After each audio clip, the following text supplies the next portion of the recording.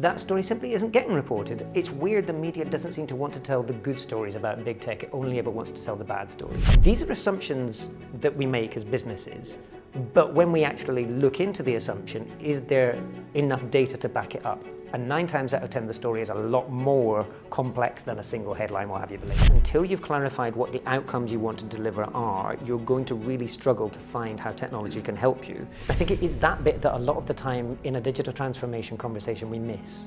So we forget that this is not about how do I train people to use this tool. The real challenge is how do I help my teams to understand that this tool will make their lives better.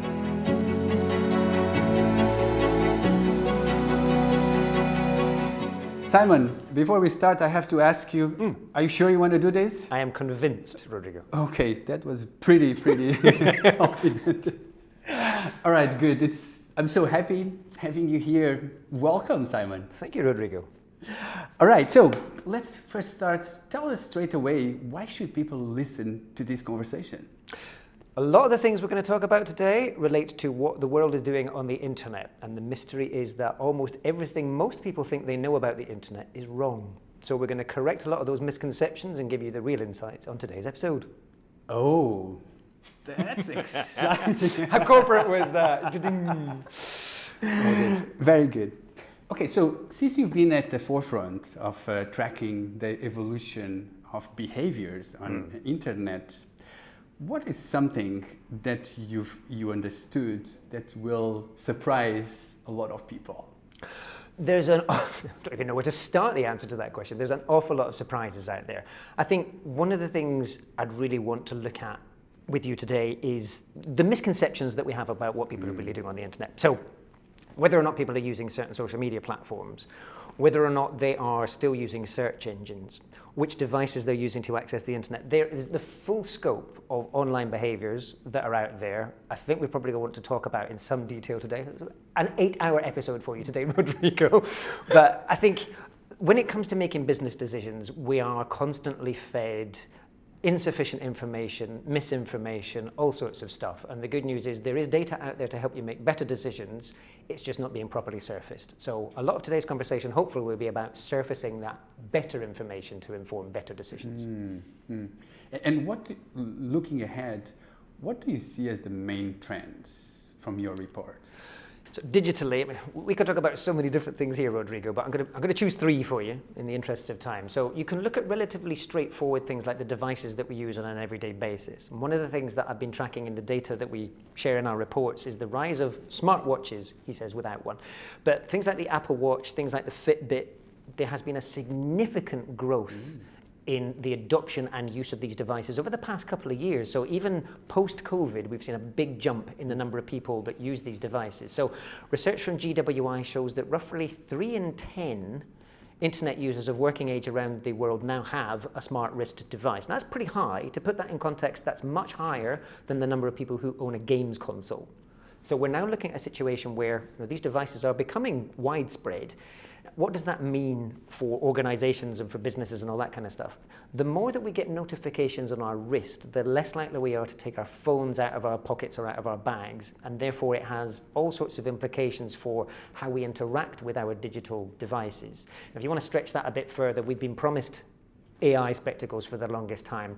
That one as well is really going to change the way that we interact with our devices, because up until now, every digital device that we have is a screen. So we have to divert our attention either to our phones, to our computers, to whatever it is. Once the content gets overlaid on top of everything that we see around us, our relationship with content changes because it's a part of life, not a distraction. So that's part one, so devices that we use. Then we start to look at some of the really interesting things that are coming through in technology. And I think the thing that is going to have the greatest impact on industries over the next 5 to 10 years, especially in the creative world, but even beyond that, is generative AI. Now, lots and lots of different examples of this. It's almost unfair to just choose one or two, but if you've heard of things like DALL-E and Midjourney, so these generative engines that create content from text prompts. So I say, I want to see Rodrigo in the style of a Monet painting doing flamenco dancing. It will actually create this from scratch. It doesn't need you to give a photo, it doesn't need to do anything else, it just creates it from text prompts. This is going to have the same level of impact. This is me predicting here, but I am confident this is going to have the same level of impact on creative industries that Photoshop did 20, 30 years ago. This is a fundamental step change in our ability to transform ideas that we have in our head into things that other people can see and hear and whatever else. So, I mean, this impacts text, it impacts video, it impacts audio, everything. So anything that is a creative content format, these tools can produce from text prompts and output. Now, for obvious things like, for video, for advertising, for TV, all that kind of stuff, you can see this has magic. But even if you are just, if you're in a non-creative industry, trying to translate the ideas that you have in your head into forms that other people can engage with, this is going to, something as straightforward as a business presentation. All of a sudden, you imagine the PowerPoint of tomorrow where you just put in your ideas and it creates things that other people can relate to that are better than those terrible clip art that we need to use today. That's going to be magic. So generative AI, the next 5 to 10 years is going to be the biggest change in industry, in my mind. It's the best form of AI that I'm seeing at the moment in terms of the output. And once you add that on top of the blockchain, off we go, magic. But blockchain segues perfectly into the third thing that I wanted to talk to you about today, which is self-sovereign identity. It's a very complex term for something which is actually quite straightforward. At the moment, one of the biggest problems in technology is that the platforms own your data. So Facebook, Apple, you name it, Google, they all have your data, they own it, and they sell it out to their customers, and that's how they make money. Obviously, privacy is a big problem. You've got the EU doing all sorts of regulation about it. You've got people around the world saying that they're worried about how organizations use and misuse their data. Self-sovereign identity flips the paradigm on its head. So instead of the companies owning the data, you are in charge of your digital identity. And this is as broad as it gets. So when I say digital identity, if you imagine digitizing your entire self, not to create an avatar, but to store all the information that's important about you. So something as simple as the login that you use when you want to access a social media platform, your passwords and stuff are contained within that. Then you've got the basic stuff like my preferences. I prefer dark mode rather than light mode when I'm reading the news. So I want a dark background with white text. I can take that to every single platform across the internet if I own my identity, and I don't need to keep updating it every time.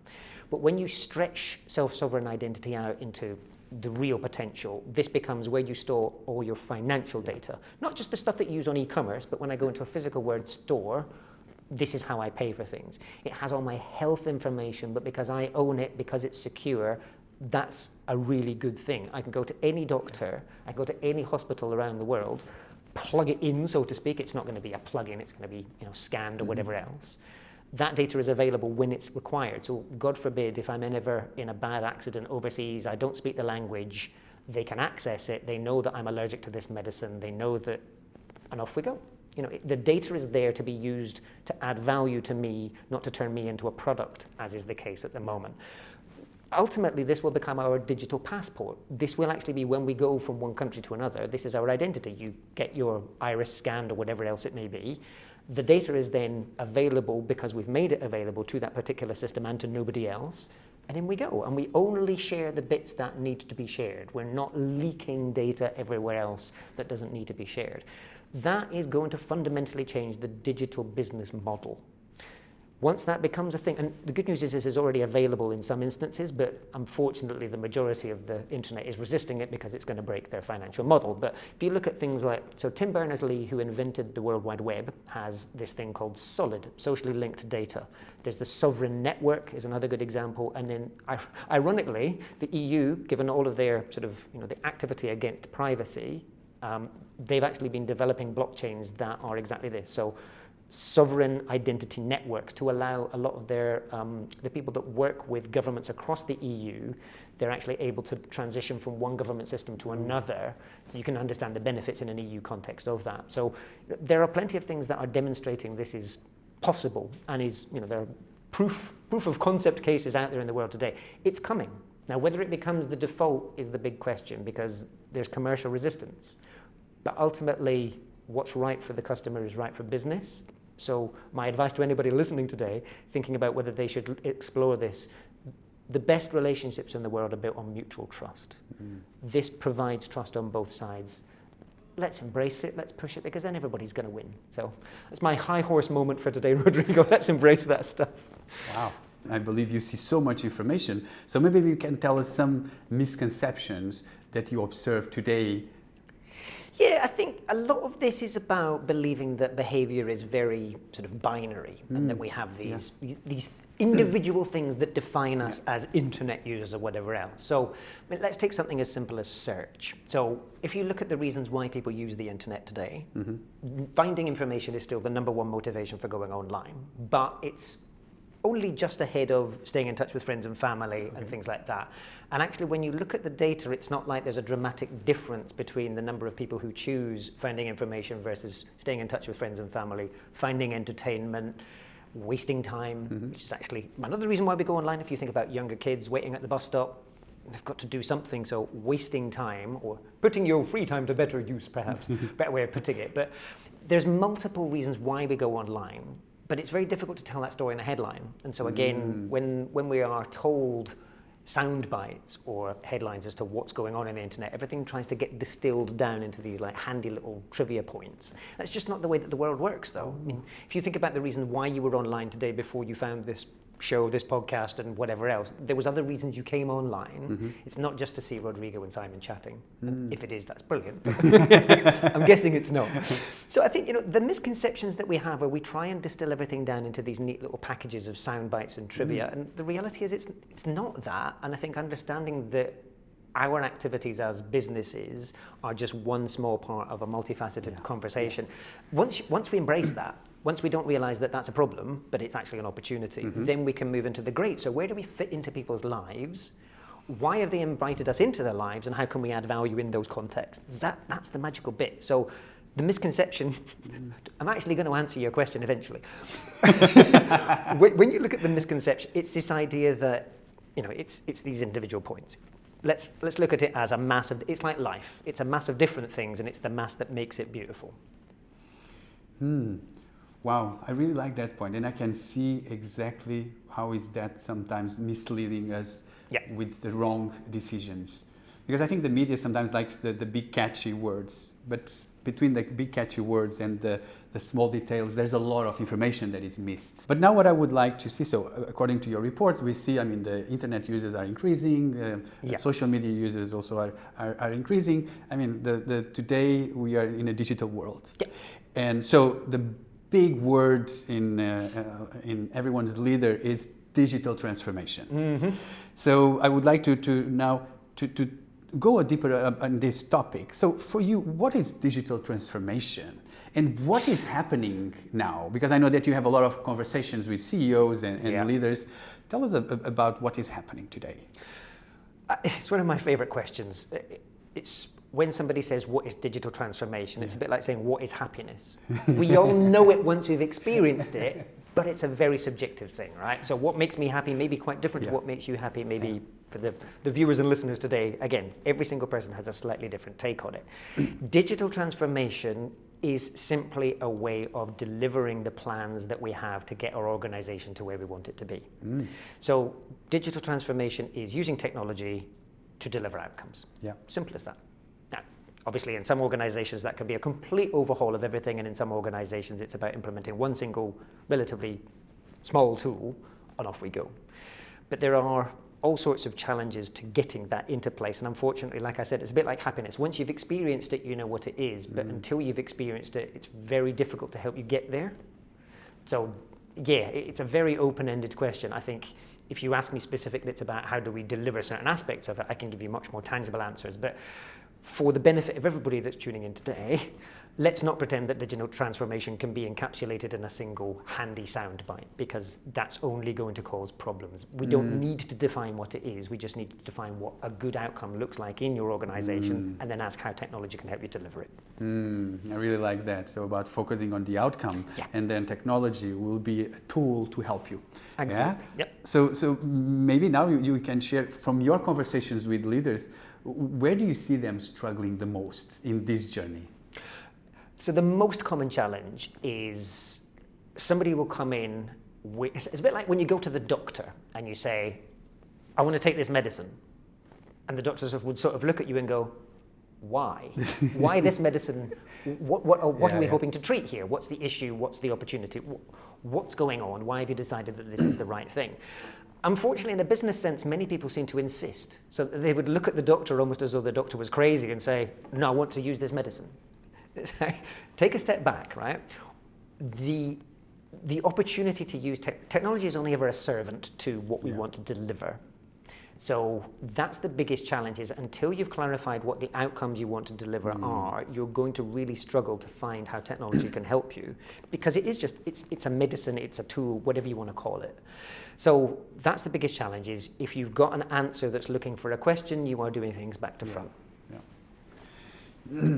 Okay, so now when we understood the challenge, so then if you would be the CEO of I'd say a big company, Large company. Yep. A big company, what would be the three things that you would do in order to enable a digital transformation in the organization?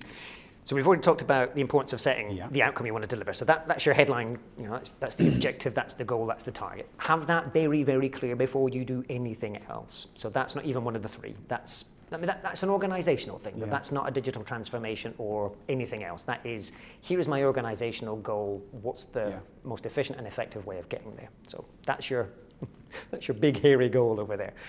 Once you've defined that, especially when it comes to digital activities, when you're looking at implementing new technology, implementing new practices, all that kind of stuff, there are three things that you really need to focus on to make sure that you get right. Ironically, the first one is always human, so it's always cultural. Wow. So understanding the people element of things. Until you understand that, you're going to be really struggling. You need to understand strategy. Strategy is this very clever word, and it means lots of different things to different people, but ultimately strategy is, where am I today, where do I want to get to, and how do I get there? That's all it's a map, basically. The third thing that we need to understand is, how do we get from where we are today to where we want to be? What are the things that stand in the way, the obstacles, the challenges, the things that can accelerate? What do we need to understand about the topology of the map? So do I have to cross rivers and mountains, is what we would do in a physical sense. There are sort of the metaphorical rivers and mountains that we need to overcome in a business sense, the challenges, but then there are also shortcuts that we can take that will speed our progress. Understanding what those are, all of those three things are absolutely critical before we even think about anything to do with technology. Because technology will only ever help you cross the rivers, climb the mountains, and take shortcuts. That's what it's there for. But unless you've got the map, you're going to choose the wrong tools. And to be honest, I can really resonate with what you say. A lot of times, in even conversations that I was, a lot of times we spend time talking about the technology, but not enough on the outcome. Yeah. So I really like that. But there's a point that it's very interesting what you said. Maybe we can go a bit deeper. What you said, the first thing that you said, it's about people. Yeah. Right? Can we go a bit deeper and understand, how do we bring people in this journey, like in a digital transformation journey? So almost everybody that you've got in your organization is going to be using some kind of technology in their personal life. So even before they become part of your team, they have an experience with technology that they bring with them as a human being. In exactly the same ways they bring their education, as they bring their emotions, as they bring their personality, they bring that, the Simon technology piece, Simon brings into every conversation, and that is based on everything that I do and everything I have done with technology in my life. You've then got, in the organizational setting, you've got what the individual does and how they sense their value in terms of the value they perceive within themselves and the value that they believe they bring to the organization. And I think it's that bit that a lot of the time in a digital transformation conversation we miss. So we forget that this is not about, how do I train people to use this tool? The real challenge is, how do I help my teams to understand that this tool will make their lives better? Not just how will it make more money for the organization, but if I'm going to give you a new piece of software, why should you invest time and emotion as an individual to learn it when you're already doing that job?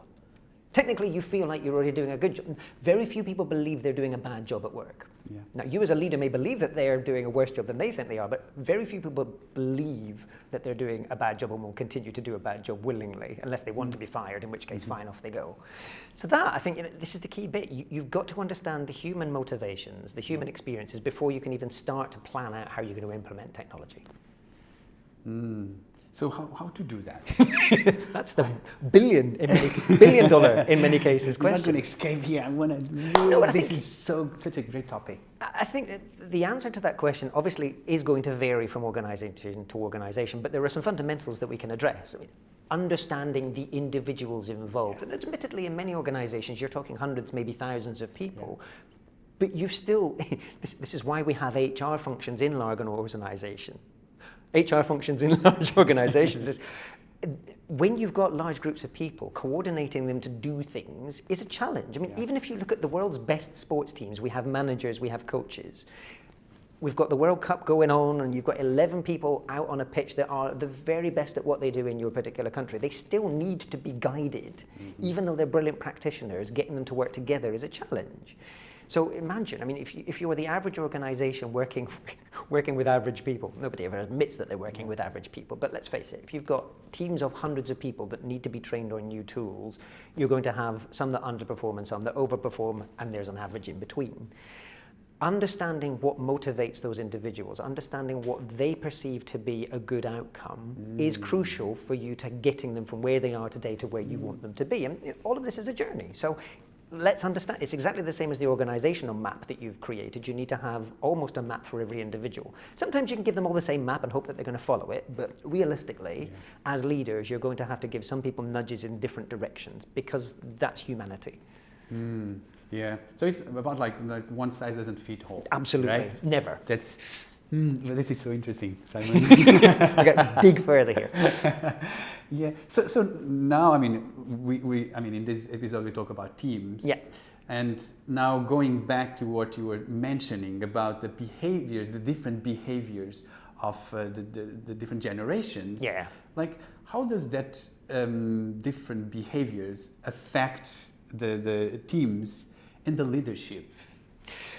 Where do we even unpack? So there's so many different things to unpack here. I think the most important bit to start with is when our brains stop welcoming new things and when we become resistant. And it happens sometime in our mid-20s. Obviously, each individual varies, but sometime in our mid-20s, our brains change and we become resistant to change rather than seeing a new innovation as an opportunity to do different things. I am clearly past my 20s, Rodrigo, and therefore I can see this now. I start to see new things and I'm like, when I were a lad, we did things differently.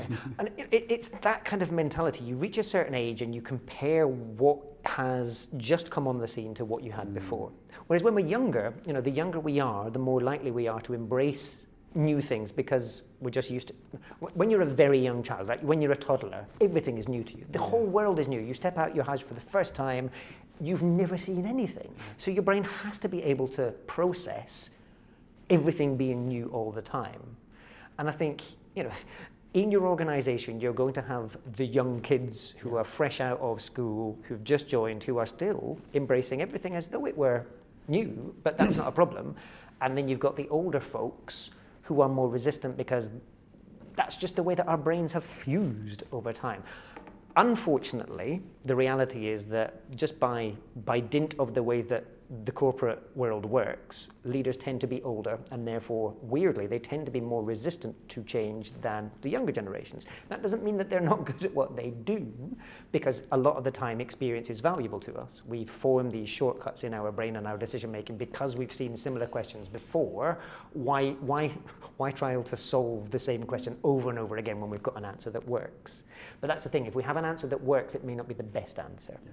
So that's sort of the context in which you need to address that particular question is the generations are going to have different perspectives even in exactly the same thing. When Facebook first came along, I was still just in my 20s. And I embraced it because it was this brilliant way that I could connect with all the people I'd lost touch with. It took a little while longer for my older relatives in my family to embrace it, but eventually they saw the benefits of it. That's the key bit. How do you gradually introduce the benefits rather than the tool itself? If I tell you should use Facebook, you'll be like, I don't know, I don't understand it, so I'm going to resist it. Whereas if I say, hey, there's this really easy way of connecting with all your old school friends that you lost touch with, my mum was like, that's brilliant. And she embraced it. The fact that it was Facebook didn't matter to her. It was the fact that she could embrace this opportunity to engage with friends that she'd lost touch with. And she did. That's how Facebook became what it is today. Now, if you're implementing a new SaaS tool in your organization, don't tell people why the SaaS tool is amazing as a piece of technology, because most of the time nobody cares. Tell them the benefits on their terms. As Rodrigo, why does this make Rodrigo's life better? Sell Rodrigo on the benefits to Rodrigo, not the benefits of the tool based on its functional magic. Because 9 times out of 10, nobody actually understands it anyway. I am in the process of trying to find a new hosting solution for our reports. We deliver millions of users of the reports every year, and hosting is a real challenge for us. So I'm trying to speak to various cloud companies. I won't name names, it's unfair, but you know who they are. And me saying, this is my challenge. I need to host these many reports. I need to deliver this many terabytes worth of data. What's the best solution? And they go off on this nonsense journey of this and that. They use words I don't understand. I have recently become an expert in network egress. Nobody knows what network egress is except these cloud companies. I don't need to know what it is. All I need you to tell me is, this is what you should do to deliver magic, and this is how much it will cost, and then we can have a conversation. But can I have a human conversation with anybody about this? No. And as a result, ironically, I found a completely different solution, and I will not be paying any cloud companies for the benefit of delivering this, because I simply could not get a human answer. That is what we face as a challenge as organizations every single day. Because nobody's selling it to me as Simon, they're selling it to me as a bot with this technological nonsense speak. You're not helping me solve my problem. Every individual in your team has a problem that they want to solve. How do I get to go home and see my family on time every day? How do I make more money? How do I achieve my career ambitions? How do I, whatever it is, and everybody's got a slightly different set of goals. That's what you're selling to. You're not saying, because you are part of my team, you have to do what I tell you. You've got to motivate people based on their, this is basic 101 management, right? But motivate people on their terms, not on your goals. You've got to sell them in on your passion. That's the tricky bit. You know what? I think you hit the nail on the head. I think where we're going is to that level of understanding each individual, and leading a team is about understanding each individual, and then help them individually to achieve what they want. And so I really love that point. Wow, so good, Simon. I think we're coming to the end. And I want to ask you a last question. So I think, well, a lot of people ask you lots of questions, but what is one question that no one asks you and you would love to answer? It's the most fundamentally basic of questions, ironically. So most people ask me what is happening on the internet? What are people doing with social media? And almost nobody asks why. It's why is the most valuable conversation? Why is the most valuable question in the world, in my mind? How, obviously, is important as well, but why is the thing that transforms you from where you are today to where you want to get to? So why does this person behave the way that they do? As a leader, is your fundamental question. Like I said earlier, nobody wants to be bad at their job, really. It's not an ambition that we have.